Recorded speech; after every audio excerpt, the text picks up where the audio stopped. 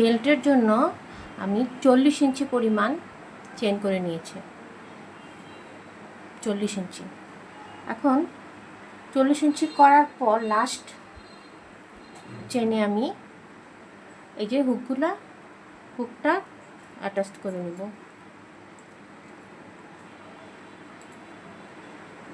হুকটা attach করার জন্য আমি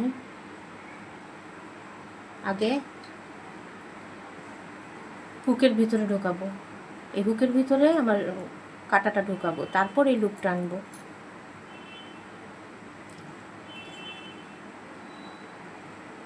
নিয়ে একটা চেন করব। আপাতত এটা আমাদের এখানে লক হয়ে গেল।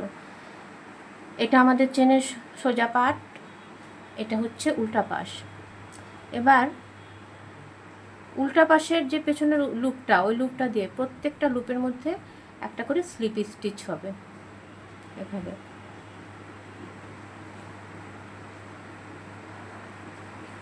পুরোটা একটা করে স্লিপ স্টিচ করে যাব।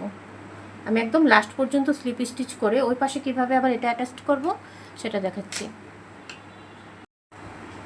আর একটা স্টিচ বাকি। এখন আমাদের এই হুকটা জয়েন করতে হবে। লাস্ট লুপে প্রথমে স্লিপ স্টিচের জন্য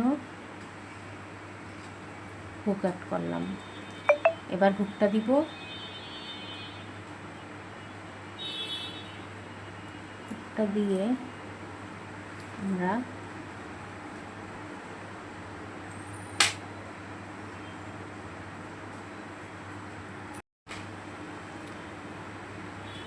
লাস্টে আবার এই হুকটার সাথে, চেনটার সাথে এই হুকটা আমাদের অ্যাড করে দিতে হবে। কীভাবে?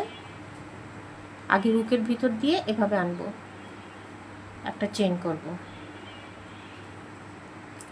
আবার আমি হুকের ভিতর ঢুকাবো, লাস্ট লুপটায় দিয়ে আরেকটা এখানে একটা আমি সিঙ্গেল ক্রোশেট করব। তাহলে আমার হুকটা ভালোভাবে এই যে শক্ত হয়ে জয়েন হয়ে যাবে।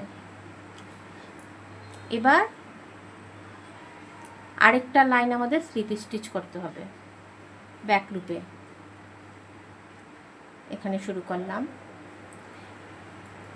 এই যে চেনটা রয়েছে এটার উপর আপনি চাইলে ব্যাক লুপেও করতে পারেন বা দুইটা লুপ দিয়েই করতে পারেন। আমি ব্যাক লুপে করব। এই ব্যাক লুপটাতে একটা করে স্লিপ স্টিচ করে যাব।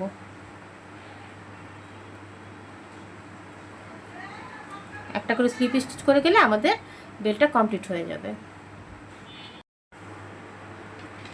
আমাদের ব্যাগের হ্যান্ডেল তৈরি করা শেষ। এই যে দুই পাশে দুটা রিং অ্যাটাচ করে দিয়েছি। শুধুমাত্র স্লিপ স্টিচ দিয়ে কিভাবে এত সুন্দর একটা হ্যান্ডেল তৈরি হয় আমরা আজকে সেটা শিখে নিলাম। এবার আমাদের ব্যাগের সাথে হ্যান্ডেলটা অ্যাটাচ করে দিব। এটা এইদিকে চাপ দিলেই খুলে যায়। এই পাশে একটা,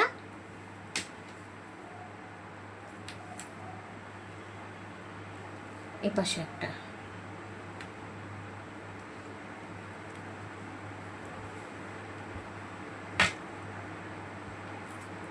আজকে থার্ড পর্বে আমাদের ব্যাগটা কমপ্লিট হলো। ব্যাগের ভিতরে কিভাবে কাপড় লাগাতে হয় সেটার জন্য আমাদের আলাদা একটা ভিডিও রয়েছে, যার লিঙ্ক আমি দিয়ে দিব। আল্লাহ হাফেজ।